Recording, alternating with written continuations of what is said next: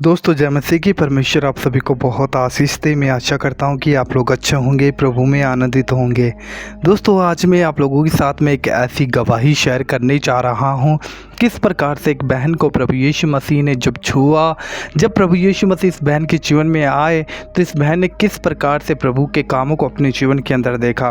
क्योंकि हमारा परमेश्वर जीवित परमेश्वर है और जब कोई उसकी ओर फिरता है, बाइबल कहती है तुम मेरी ओर फिरो तो मैं भी तुम्हारी ओर फिरूंगा। ये बहन एक मूर्ति पूजक थी और ये एक बहुत ही कट्टर हिंदू थी जो प्रभु यीशु मसीह के नाम से भी चिढ़ती थी। इसे लगता था कि यीशु मसीह तो खुद को नहीं बचा पाया, वो कैसे मुझे बचा सकता है, वो तो अंग्रेज़ों का खुदा है। बहुत सी बातें इस बहन के मन में थी, लेकिन जब इसने प्रभु यीशु मसीह को जाना तो आज ये प्रभु यीशु मसीह की एक ऐसी गवाही दे रही है जो आप लोगों को ज़रूर सुनना चाहिए और इस वीडियो को ज़्यादा से ज़्यादा शेयर करना चाहिए। आइए मिलकर हम इस वीडियो को देखते हैं, फिर आगे हम बात करते हैं। सलाम, सबको जय मसीह की। मेरा नाम स्मृति तिवारी है और मैं यूपी की रहने वाली हूँ। मैं आज आपको अपनी ज़िंदगी के बारे में बताना चाहती हूँ कि मैं एक बहुत ही स्टॉन्च हिंदू परिवार, ऐसा ब्राह्मण फैमिली में पैदा हुई, पली बढ़ी और वहीं के जो तौर तरीके थे वो सीख कर बड़ी हुई। मेरी जो नानी थी वो मेरी एक तरह से कह लीजिए कि शिक्षक हुआ करती थी घर पे। लेकिन जो मेरा जन्म था वो बहुत ही त्रासदीपूर्ण समय में हुआ था, क्योंकि जिस वक्त मेरी मम्मी प्रेग्नेंट थी उसके कुछ ही महीनों बाद मेरे पापा रोड एक्सीडेंट में एक्सपायर हो गए थे और उसके बाद उसके कुछ महीनों बाद मेरा जन्म हुआ। और बचपन से बड़े होने तक मैंने एक चीज़ देखी थी कि इस दुनिया में लोग मतलबी बहुत हैं, स्वार्थी बहुत हैं, मौका परस्त हैं। सच्चा प्यार कहीं नहीं है और कहीं भी आप देखिए बनावट है। हर जगह एक चेहरे पे मुखौटे चढ़ाए हुए लोगों को मैंने देखा। जो हमारे सो कॉल्ड अपने थे वो भी हमारे अपने नहीं थे। मतलब जब हमें ज़रूरत होती थी तब वो काम नहीं आते थे, या अगर काम भी आते थे तो ऐसे एहसान जताते थे जैसे कोई बहुत भारी उपकार हमारा उन्होंने कर दिया है। इन्हीं सब के चलते मेरे अंदर एक खोज थी कि क्या इस धरती पर कोई है जो मुझसे सच्चा प्यार करता है।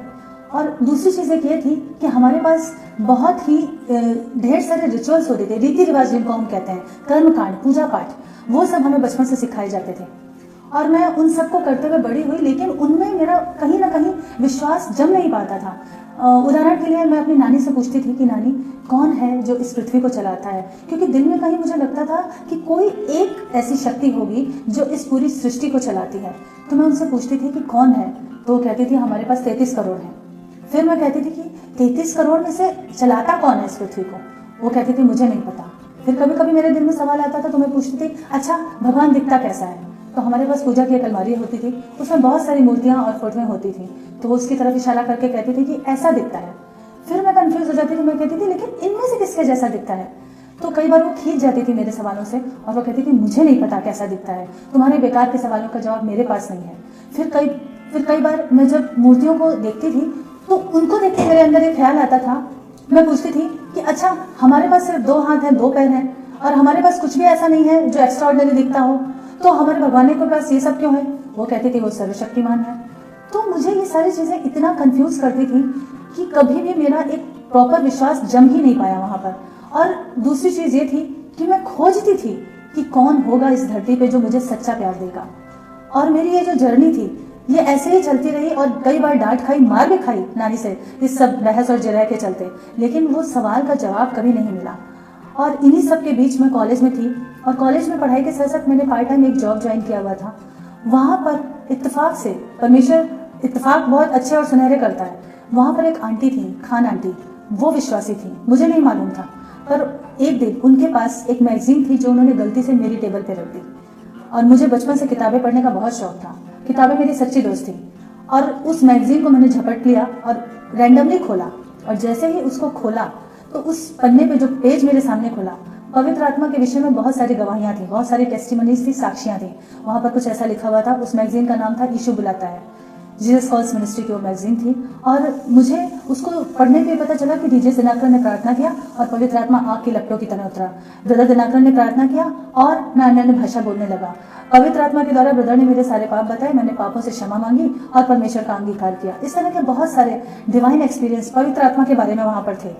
तो मुझे बड़ा ताज्जुब हुआ। मैं सोचने लगी हम तो बहुत कुछ करते हैं, पूजा पाठ में बहुत सारा समय बिताते हैं, जल रोली रुचना अक्षत फूल बहुत कुछ, शंख घंटी सब कुछ करते हैं, लेकिन उतना करने के बाद भी ये जो एक्सपीरियंस, ये जो अनुभव यहाँ इस किताब में लिखे हुए हैं जो लोगों को मिले, वो तो हमें आज तक, मुझे तो आज तक कभी ऐसा कुछ फील ही नहीं हुआ।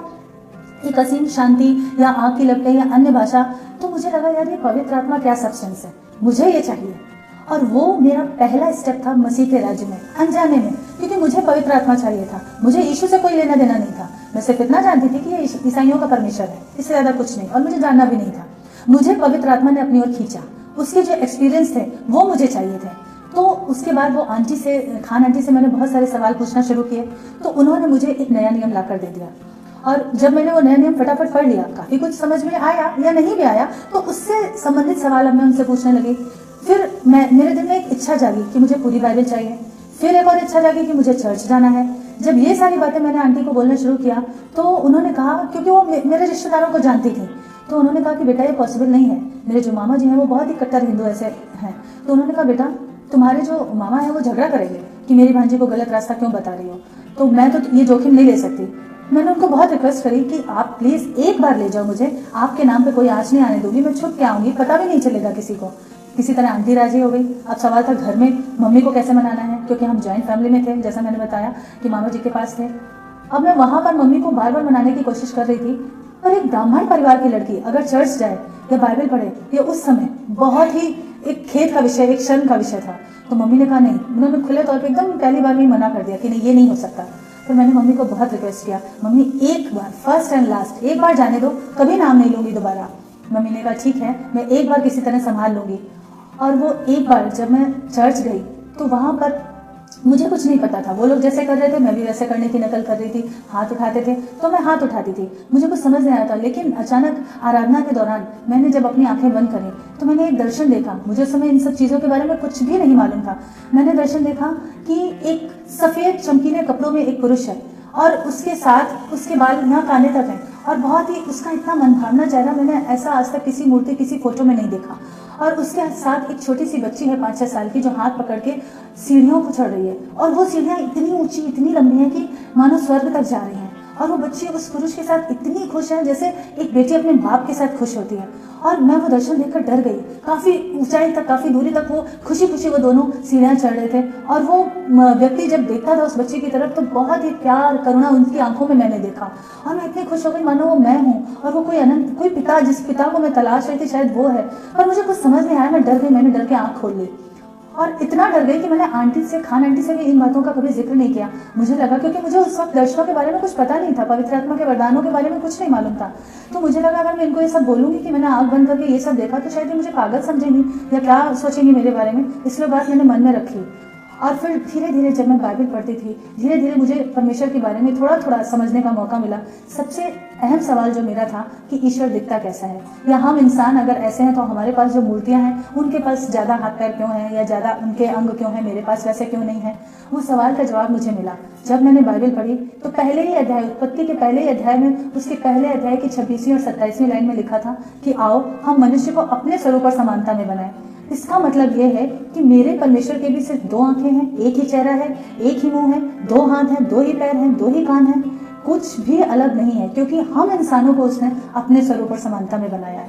मेरा उस बचपन का सवाल, जिसका उत्तर नानी भी नहीं दे पाई थी, उसका जवाब मुझे बाइबल में मिला। और उतना ही नहीं, मेरी जिंदगी से जुड़े हर सवाल का जवाब मुझे बाइबल में मिलते गए। लेकिन जैसे जैसे मैं बाइबल पढ़ती थी, पहली बात तो ये कि मैं छुपकर बाइबल पढ़ती थी, क्योंकि उन दिनों मेरे घर में खुलेआम बाइबल पढ़ना अलाउड नहीं था। मैं कई बार बाथरूम में भी छुप जाती थी बाइबल पढ़ने के लिए बहाने से। और कई बार जब इधर उधर देखती थी कि सब लोग रूम से अलग हैं, तो कमरे को थोड़ा बंद करके और छुप के पढ़ती थी, या किसी दूसरी बुक के अंदर वो नया नियम या बाइबल छुपा के पढ़ने की कोशिश करती थी। इस तरह से मैं पढ़ती थी कि वचन को जानना, मुझे बाइबल को जानना है, मुझे, क्योंकि मुझे अपने इस परमेश्वर को जानना था जो अब मेरा परमेश्वर बन चुका था। और चर्च जाने की मुझे आज़ादी नहीं मिलती थी। 2-3 महीने बहुत मम्मी को मस्का लगाना पड़ता था, मम्मी प्लीज़ एक बार जाने दो, तब कहीं जाकर वो परमिशन देती थी। लेकिन ये चोरी ज़्यादा दिन चल नहीं पाई, क्योंकि जब वो जो चर्च था वो मेरे घर से बहुत दूर था, मुझे 3 बार कन्वेंस चेंज करना पड़ता था, और आते आते बहुत देर हो जाती थी। और संडे के दिन सुबह सुबह लड़की कहाँ गई, तो पूरे घर में मामा मामी भैया सब बहुत हंगामा होता था। नानी भी गुस्सा करती थी मम्मी को कि तुमने बहुत छूट दे रखी है। तो फिर मम्मी कहती थी नहीं, अब आज के बाद तुम कभी चर्च जाने का नाम मत लेना।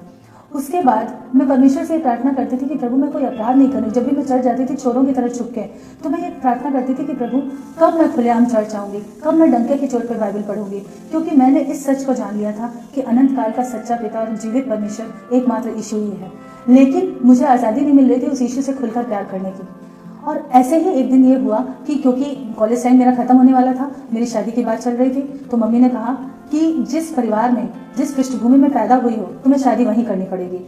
और इस बारे में भी मेरी काफ़ी बहस हुई मम्मी से, लेकिन मुझे पता था कि मुझे मेरे मम्मी का आत्मा किसी भी तरह से जीतना है, और वो तभी होगा जब मम्मी की बात मैं सुनूंगी तो मेरी बात मम्मी सुनेंगी। और मैंने ठान लिया कि ठीक है, कैसे भी कुछ भी हो, मुझे इशू से तो दूर रहना नहीं है, पर जो मम्मी कह रही वो भी करना है। तो मैंने इसके लिए, मुझे याद है उन दिनों सिविल लाइन्स एरिया में मेथोडिस्ट का एक खाली चर्च हुआ करता था।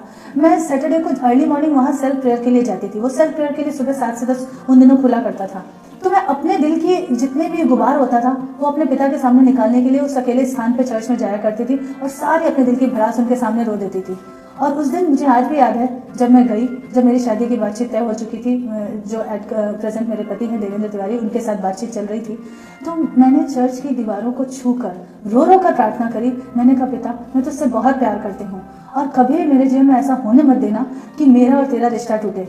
कोई भी ऐसा व्यक्ति मेरे जीवन में मत देना जो हम दोनों बाप बेटी के रिश्ते के बीच में आए। क्योंकि आप जानते हैं, मैंने इस चीज़ को देखा है और भुगता है, जब हम परमेश्वर के करीब होते हैं तो शैतान अपना जाल बिछाता है। और आए दिन मेरे कानों में वो ये झूठ बोलता था कि ये जो चोरी से छुप के चर्च आती हो, ये यीशु वाला नाटक अब बहुत जल्दी तुम्हारा बंद होने वाला है। और मुझे लगता था कहीं ऐसा ना हो, इस अन्य जाति में शादी करके जब मैं जाऊंगी, मैं तो आज्ञाकारिता में जा रही हूँ, मम्मी का कहना मान रही हूँ, पर ऐसा ना हो कि मेरा ये जो चोरी छिपे बाइबल पढ़ना या कभी 3-4 महीने में एक बार छुप के चर्च आती हूँ वो भी बंद हो जाए। और मैं बहुत फूट फूट के रोई उस दिन। मैंने चर्च की दीवारों को छू कर रो रो कर प्रार्थना करी कि पिता, कुछ भी हो पर तेरा भवन मुझसे ना छूटे, मैं तेरे बिना नहीं जी सकती। और सच में हमारा जिंदा खुदा है, वो हमारी हर प्रार्थना सुनता है, हमारे हर आंसू अपनी कुप्पी में रखता है। प्रभु ने ऐसा होने भी नहीं दिया। और जब मेरी इंगेजमेंट हुई, मेरी शादी तय हुई, मैंने एक चीज़ गुस्से में मम्मी को बोली थी। मैंने कहा था, जहाँ मर्जी मेरी शादी कर दो, अगर मेरे पिता में दम है तो जिस परिवार में भेजोगी उस परिवार से आत्माएं लेके पिता के भवन में आऊंगी। अगर तुम्हारी मूर्तियों में दम है तो एक मेरा आत्मा वापस ला के दिखाएं। और मैं सच, मेरी जिंदगी इस बात की गवाही है कि मेरा परमेश्वर यीशु सच्चा परमेश्वर है। और जब एंगेजमेंट हुई उसके बाद मैंने मेरे पति को बोल दिया कि देखो, मैं यीशु को बहुत प्यार करती हूँ, और तुमसे शादी करने के बाद भी मैं यीशु को छोड़ने वाली नहीं हूँ। मेरे परिवार वाले मेरे बहुत खिलाफ हैं। मेरे मामा जी मुझे बहुत डांटते थे, बहुत गालियाँ, बहुत बुरा भला बोलते थे, और दूसरे रिश्तेदार भी और बातें बनाते थे कि ये लड़की तो बिगड़ गई है, ये तो अब यीशु करने लगी है, अब ये मतलब भ्रष्ट हो गई है एक तरह से, और इसका शायद कुछ और ही मकसद है। पर मैं जानती थी कि किसी इंसान से नहीं, मैं परमेश्वर से प्रेम में थी। किसी इंसान के लिए मैं आगे नहीं बढ़ी थी मसीह की तरफ। और पवित्र आत्मा ने मुझे यीशु से मिलाया था, यीशु ने मुझे पिता से मिलाया था। ये मेरी जिंदगी की कहानी है। और मैं यीशु जैसे सच्चे परमेश्वर को, जिसने मेरे लिए जान दी, मुर्दों में से जी उठा, उस परमेश्वर के प्रेम को मैं यही तो ढूंढ रही थी बचपन से। अब जो प्यार मुझे मिल गया तो मैं उसको कैसे छोड़ दूं। और लोग नहीं समझ रहे थे मेरे और यीशु के प्यार को, पर मैं जानती थी कि यीशु मेरे लिए सीधा मार्ग निकालेगा। और जब मैंने मेरे पति को ये बात बोली कि आपसे शादी करने के लिए भी मैं यीशु को नहीं छोड़ूंगी, तो इतना नॉर्मल सा उन्होंने जवाब दिया। मुझे बहुत राहत मिली उस जवाब से। उन्होंने कहा, ठीक है, मुझे पता है यीशु एक मीठा परमेश्वर है, लेकिन मुझे यीशु पे कोई भरोसा नहीं है, इसलिए तुम अपना विश्वास अपने पॉकेट में रखना, मुझ पर कोई फोर्स मत करना, मैं तुम्हें कुछ नहीं कहूँगा अगर तुम यीशु को प्यार करती हो तो। और वो तो मुझे बाद में पता चला, उन्होंने बताया कि मैंने इस चीज़ को बहुत हल्के में लिया था, जैसे और आजकल नए लड़के लड़कियां एक फैशन के तौर पर कभी कभी चर्च जाते हैं। उन्होंने कहा कि मैंने सोचा कि शायद तुम ऐसे ही जाती होगी, पर तुम्हारा इतना गहरा रिश्ता जुड़ा है, ये मुझे समझ नहीं आया था उस वक्त। और शादी के बाद भी हमारी बहस होती थी कि सच्चा परमेश्वर कौन है। मैं कहती थी, देखो, यीशु जिंदा खुदा है, उसने हमसे इतना प्रेम किया है कि हमारे पापों के लिए अपने आप को कुर्बान किया। इतना ही नहीं, वो मृत्यु पर विजयी हुआ है। और मेरे पति कहते थे, हमारे पास 33 करोड़ देवी देवता है, तो फिर हमें किसी और की क्या जरूरत है। और एक ही घर में रहकर वो रुद्राक्ष की माला फेरते थे, पूजा करते थे, और मैं चुपचाप दूसरे कमरे में बैठकर बाइबल पढ़ती थी। इतना आर्ग्यूमेंट होने के बाद भी परमेश्वर का धन्यवाद हो, क्योंकि रिश्ता प्रभु की ओर से जुड़ा था। हमारे प्यार में कोई कमी नहीं थी, हम एक दूसरे को प्यार करते थे प्रभु के प्रेम से। ये तो तब जाना मेरे पति ने कि वो यीशु था, तीसरा धागा हम दोनों के बीच का, जो इस प्रेम को कभी कम होने देता नहीं और होने देगा भी नहीं। लेकिन उस वक्त हमारे सिर्फ एक स्पिरिचुअल पॉइंट पे ही आर्ग्यूमेंट होता था। और कई बार मेरे पति कहते थे कि ठीक है, तुम ज्यादा बहस मत करो, अगर मैं यीशु का कोई आश्चर्यकर्म देखूं तो उसको मानो, हमारे पास कोई कमी नहीं है, हमारे अपने देवी देवता है, हमको क्या कमी है, 33 करोड़ है हमारे पास, ऐसा वो बोलते थे।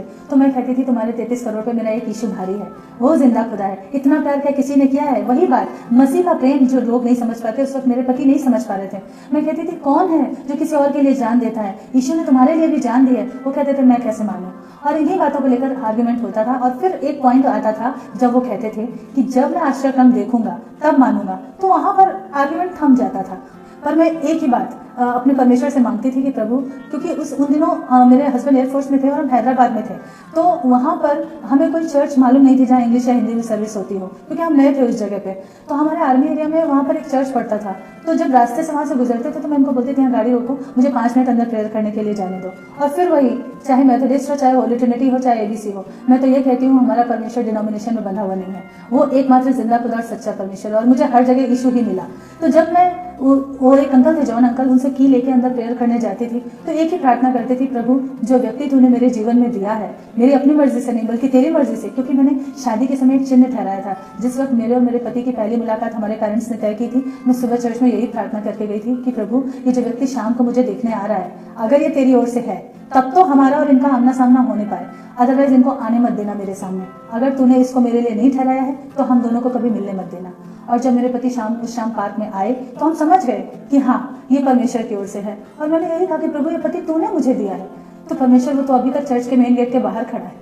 और समय बीतता गया और एक ऐसा पल आया जब हमें ये पता चला कि हाँ, हमारे घर में कोई नया मेहमान आने वाला है। मैं उस वक्त प्रेग्नेंट थी, लेकिन प्रेगनेंसी की जो रिपोर्ट्स आई वो उतनी अच्छी नहीं थी।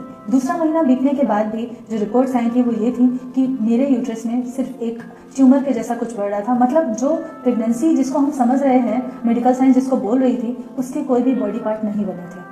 और लोगों ने कहा कि नहीं, एक डॉक्टर से नहीं, आप इधर दिखाइए, उधर दिखाइए, इतने बड़े हैदराबाद शहर में क्या कमी है डॉक्टरों की। और हमने बहुत जगह दिखाया, सब जगह एक ही रिपोर्ट थी कि नहीं। और दूसरी चीज़, इंटरनल ब्लीडिंग हो रही थी, यूट्रस में इन्फेक्शन फैल रहा था।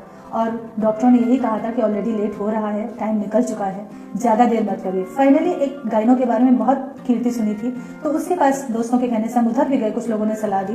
तो उन्होंने तो बोला कि बस अब बहुत हो गया, आप इधर उधर घूम फिर लिए, फटाफट विदिन 10 to 15 डेज ये अबॉर्शन हो जाना चाहिए, नहीं तो फिर नेक्स्ट टाइम आप कंसीव करने में मतलब प्रॉब्लम क्या आएगी, शायद कर ही ना पाओ, ऐसा उन्होंने बोला।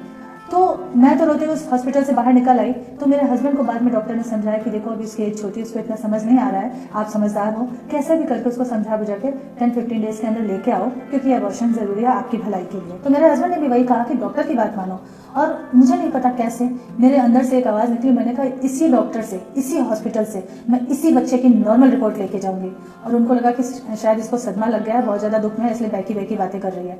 फिर मैंने कहा, जब वापस घर जा रहे थे उस हॉस्पिटल से, रास्ते में वही चर्च पड़ता था हमारे आर्मी एरिया में, कैंटूर एरिया में। तो मैंने कहा आप यहाँ रुको, गाड़ी को रोको, मुझे चर्च के अंदर जाना है। और मैं वो रिपोर्ट लेके गई। उस टाइम में मेरे हस्बैंड मेन गेट पे ही थे बाहर, और मैं रिपोर्ट लेके गई और मैंने वो अल्टर पे रखी। कोई नहीं था चर्च में, अकेले चर्च में मैं थी और मेरा इश्यू था। और मैंने कहा कि प्रभु मुझे पता है कि तू जिंदा खुदा है, कैंसर, एड्स, मृत्यु, ये सब तेरे आगे खिलौने की तरह है, एक नाम भर है। हमारे लिए जो भारी चीजें हैं तेरे लिए वो सिर्फ एक नाम भर है, और तू इन सब पे विजयी हुआ है। मुझे तुझसे कोई सबूत नहीं चाहिए तेरी महानता का, पर तूने जो लोग मेरे जीवन में दिए हैं, मेरे पति वो अभी मेन गेट के बाहर खड़े हैं, परमेश्वर उनको विश्वास दिलाने के लिए, उनके विश्वास की खातिर तो मुझे यही नॉर्मल बच्चा दे, यही बच्चा मेरी गोद में दे। और मैंने उस वक्त एक कवर्नेट, एक वाचा बांधी अपने प्रभु से। मैंने कहा प्रभु मैं प्रण लेती हूँ, ये बच्चा तो मेरी गोद में दे, अब से देवेंद्र तिवारी के वंश में कोई दूसरा ईश्वर नहीं होगा, सिर्फ और सिर्फ यीशु मसीह तू ही हमारा परमेश्वर होगा। क्योंकि मैं जानती हूँ कि सच्चा खुदा इस पूरी संपूर्ण धरती पे, इस सृष्टि में एक तू ही है पूरे यूनिवर्स में। और इस तरह से प्रेयर करके मैं बाहर आई तो मेरे हस्बैंड ने पहली बार पूछा, अच्छा क्या मांगा तुमने? मैंने कहा मैंने इस बच्चे का जीवन दान मांगा। मैंने कहा कि यही बच्चा मेरी गोद में आए, और मैंने उसके साथ ही साथ एक वाचा बांधी है कि जब ये बच्चा हमारे जीवन में आएगा तो हमारे जीवन का एक ही परमेश्वर रह जाएगा, वो है यीशु मसीह। कोई दूसरा ईश्वर फिर हमारे जीवन में नहीं रहेगा। मेरे पति उस बात को सुन के एकदम डर गए और भड़क गए। उन्होंने कहा ये कैसे हुआ? क्योंकि मेरे ससुर एक स्टॉन्च ब्राह्मण थे, हिंदू थे, वो ज्योतिष और इन सब चीज़ों में बहुत बिलीव करते थे, अपने रिचुअल्स में, कर्म कांडों में, पूजा पाठ में। तो पापा से वो बहुत डरते थे, घर में सबसे छोटे बेटे थे। तो उन्होंने कहा पागल हो गई हो, ये सब कैसे होगा? पापा घर से निकाल देंगे, बिरादरी से बेदखल कर देंगे। फिर उन्होंने गुस्से में पूछा कैसे होगा ये सब? मैंने कहा ये होगा, ये गॉड विल प्रोवाइड। मुझे नहीं पता कि ये जो मैंने बोला है ये पूरा कैसे होगा, पर मुझे ये पता है कि ईश्वर हर प्रार्थना का उत्तर देता है। और मेरे पति को बोलती थी कि एक बार आप भी प्रार्थना में आ जाओ, और वो लेटे लेटे ही अपना हाथ ऐसे कर देते थे कि ठीक है लो कर लो प्रेयर। मतलब वो एक दर्शक की तरह देख रहे थे कि मेरे विश्वास को काम में आते हुए कि कैसे काम में आएगा इसका विश्वास या प्रेयर का आंसर। और 10 दिन के अंदर ही अंदर मेरे पति ने कहा बहुत हो गया, अब तुमने अपनी मन की मर्जी बहुत कर ली, अब वो सुनो और वो करो जो डॉक्टर ने कहा है। उस डॉक्टर ने उस हॉस्पिटल में जब मेरा केस सबमिट किया गया तो केस हिस्ट्री के अकॉर्डिंग मेरा अबॉर्शन होना था और वो मुझे लेकर गई रूम में अंदर। पर परमेश्वर ने, जो मनों को बदलने वाला परमेश्वर है, उस जिंदा खुदा ने उस डॉक्टर के मन को बदला और उसने मुझे बोला कि okay Smriti, go for one more scanning. एक और स्कैनिंग की रिपोर्ट जब कुछ मिनटों के बाद, कुछ आधे एक घंटा पौन घंटे के बाद जब वो रिपोर्ट आई हमारे हाथों में, डॉक्टर के हाथों में, तो यकीन जानिए वो डॉक्टर उछल गई और आश्चर्य किया उसने बोला oh my God, it's a complete miracle, complete normal baby है तुम्हारे यूट्रस में, कहाँ गए थे तुम लोग। और वो पहली गवाही मैंने उस डॉक्टर को दी। मैंने कहा हम कहीं नहीं गए थे, हम यीशु की शरण में गए थे और वहाँ पर इन्फेक्शन का कोई नामो निशान नहीं था, बिल्कुल नॉर्मल था, सब कुछ जैसा कि उस वक्त होना चाहिए था। और वो जब मेरे पति ने देखा अपनी आंखों के सामने, उस दिन उनका जो पत्थर का हृदय था वो पिघल कर मांस का बना दिया परमेश्वर ने। और उस दिन उन्होंने जाना कि यीशु जिंदा खुदा है। और वहीं पे मेरा परमेश्वर रुका नहीं। बाद में जब हम डिलीवरी के लिए अपने शहर गए, जब हम कानपुर गए और वहाँ पर डॉक्टर ने बोला, 2-3 दिन पहले ही एडमिट कर लिया उन्होंने, बोला 26 जून को एडमिट कर लिया उन्होंने, बोला कि बच्चे का सर नीचे आ गया है, पानी पूरी तरह से निकल चुका है, कुछ ही घंटों में डिलीवरी हो जाएगी। पूरा 26 तारीख बीत गई, 27 तारीख बीत गई, कुछ फेम नहीं, कोई साइन नहीं, और वो डॉक्टर भी इंतजार कर करके थक गए। फिर फाइनली उन्होंने डिसीजन लिया कि अब कोई चारा नहीं है, अब ओटी तैयार करो, अभी सिजेरियन करना पड़ेगा। और वो टाइम पे भी मेरे हस्बैंड ने सिजेरियन पेपर पे, सिजेरियन करने के लिए मेडिकल पेपर पे साइन कर दिए। इसलिए मैं बार बार मैसेज दे रही थी अंदर से कि जाइए और प्रेयर करवा के आइए। और हर बार प्रेयर वॉरियर बोलते थे भाई चिंता मत करो, आपकी पत्नी की नॉर्मल डिलीवरी होगी। और हुआ ऐसा कि ओटी तैयार होने के बावजूद वो डॉक्टर नहीं आए टाइम पे। मुझे नहीं पता परमेश्वर ने उनको कैसे रोक रखा, कहाँ क्या रुकावट आई, पर वो पूरा समय बीत गया। दूसरा दिन भी लगभग निकल गया, अगला दिन शुरू हो गया और सुबह के 3 बजे 28 जून को सुबह 3 बजे अचानक से मुझे, जो पेन हो ही नहीं रहे थे इंजेक्शन देने के बावजूद, वो पेन स्टार्ट हुए। और तब नर्सेज दौड़कर डॉक्टर को बुलाकर लाई और 3:15 बजे एकदम सेफ और नॉर्मल डिलीवरी हुई। ओटी पे साइन होने के बावजूद, ओटी तैयार होने के बावजूद मेरे परमेश्वर ने नॉर्मल डिलीवरी दी। उस वक्त मेरी सास, मेरी ननद सब वहाँ मौजूद थी और उन्होंने इस आश्चर्यकर्म को देखा। मेरे पति से दूसरी बार परमेश्वर ने बात की और बाद में उन्होंने मुझे बताया था कि इसी बीच जबकि हम इन सारे दौर से, इस इंसिडेंट से गुजर रहे थे, पेनफुल इंसिडेंट था हमारे लिए, तब मेरे पति ने वो कैथलिक हॉस्पिटल था, मरियमपुर हॉस्पिटल, उसके चैपल में बैठकर एक प्रार्थना की थी कि प्रभु, पहले वो रिजिड थे कि नहीं बेटा दे, तुम्हारा यीशु बहुत कमाल का है तो ऐसा ही करे वैसा ही करे।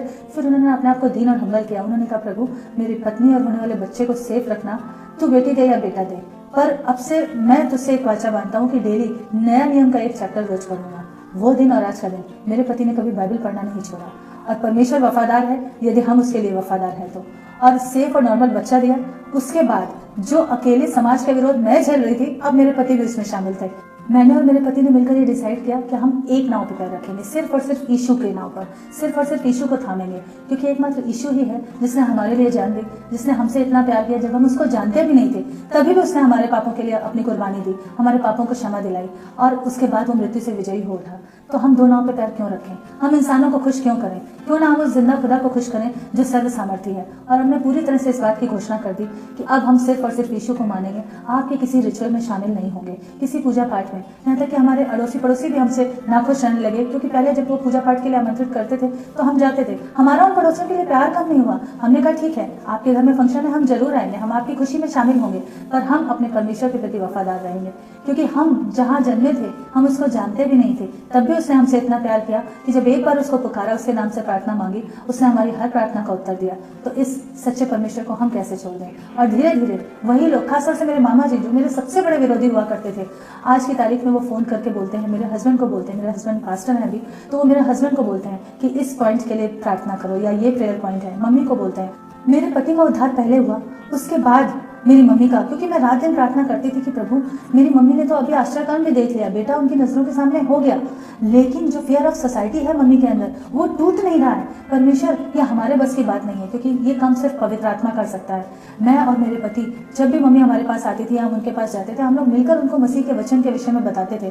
तो मम्मी ने धीरे धीरे नया नियम पढ़ना शुरू कर दिया। विश्वास धीरे धीरे उनका स्टैब्लिश हो रहा था, लेकिन फियर ऑफ सोसाइटी उनके अंदर से नहीं जा रहा था और वो चोरी छुपे मानती थी यीशु को। पर मैं कहती थी मम्मी वचन में लिखा, और मम्मी पढ़ती थी इस चीज को, वचन में भी लिखा हुआ था कि यदि तुम मनुष्यों के सामने मेरा इनकार करोगे तो परमेश्वर के सामने मैं तुम्हारा इनकार कर दूंगा। और एक दिन ऐसा हुआ कि जब हम राजस्थान बॉर्डर पे पोस्टेड थे तो मुझे खबर आई कि मम्मी को माइनर अटैक हुआ है। और जब बाद में मम्मी ने मुझे बताया कि जब वो आईसीयू के लिए ले जाई जा रही थी तो एकदम से उनको वो वचन याद आया कि यदि तुम मनुष्यों के सामने मेरा इनकार करोगे तो परमेश्वर के सामने मैं भी तुम्हारा इनकार कर दूंगा। जिस परमेश्वर से सारी आशीषें ले रहे हैं उसके साथ अपने रिश्ते को कबूल करने में हम लोगों से हिचक रहे हैं। ये बात उस दिन मम्मी को बहुत शर्मिंदा कर गई और उनके अंदर एकदम से वो सारी प्रार्थनाएं जो हमने उनके लिए की थी, पवित्र आत्मा की ओर से सामर्थ आई। और जो मेरे रिश्तेदार वहाँ पर खड़े हुए थे, मेरे कजिन सिस्टर्स वगैरह वहाँ थी, मेरे मामा की बेटियां थी, तो मेरे मामा की बेटी से उन्होंने बोला कि मेरे लिए किसी मंदिर में कोई पूजा पाठ मत कराना।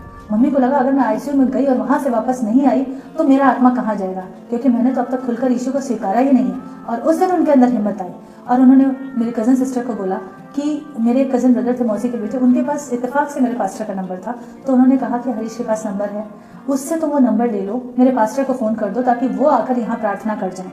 और उसके बाद चर्च में फ़ोन किया और हमारी जो एबीसी चर्च थी वहाँ से पास्टर लोग आए, मम्मी के लिए दुआ हुई। उस दिन सारे रिश्तेदार क्योंकि वहाँ जमा थे तो उन सबको ये पता चल गया कि इनकी बेटी पागल नहीं है यीशु के प्यार में, अच्छा ये भी उसी पागलपन की शिकार हो चुकी है। और इस तरह से परमेश्वर ने मेरी मम्मी का उद्धार कंप्लीट किया कि सोसाइटी का जो फियर था, जो फियर ऑफ सोसाइटी था, वो तोड़ दिया उनके जीवन से। और तब से फिर वो खुलेआम बाइबल पढ़ना, चर्च जाना और यीशु के साथ अपने रिश्ते को कबूल करना सीख गई। और आज प्रभु का धन्यवाद हो कि मेरे बेटे का भी बपतिस्मा हो चुका है। वो जब छोटा था, 7th स्टैंडर्ड में पढ़ता था, तभी उसने जिद करके बपतिस्मा लिया। और हम उस वक्त उसको समझा रहे थे कि तुम अभी बहुत छोटे हो, तो उसने एक बात बोली कि नहीं, मैं यीशु का बेटा हूँ, मुझे मेरे और यीशु के रिश्ते के बारे में पता है। तो मैंने उसको एक चीज़ बोली थी, बेटा ठीक है। और लोगों ने भी कहा था, हमारे जो क्रिश्चियन फ्रेंड्स थे, जो स्पिरिचुअल हमारे गाइड थे, कि नहीं, जब बच्चे ने दिल से ये इच्छा ठानी है तो उसे करने दो। उसने कहा मैं कभी पीछे नहीं हटने वाला, मैं यीशु का हूँ और यीशु का ही रहूंगा, मुझे प्लीज आप बपतिस्मा लेने दो। फाइनली उसने बोला आप मना भी करोगे तो भी मैं बपतिस्मा लूंगा। और मेरे पति के विषय में भविष्यवाणियां हुई थी कि परमेश्वर तुम्हें अपनी भेड़ों का चरवाहा बनाने पे है। तो मेरे हस्बैंड कहते थे नहीं, हंसते थे कि नहीं मैं जॉब करूँ, मुझे पास्टर नहीं बनना है। लेकिन परमेश्वर ने सही समय पे उनको न केवल ऑर्डेन किया बल्कि हमें एक कलीसिया का पासवान भी बनाया।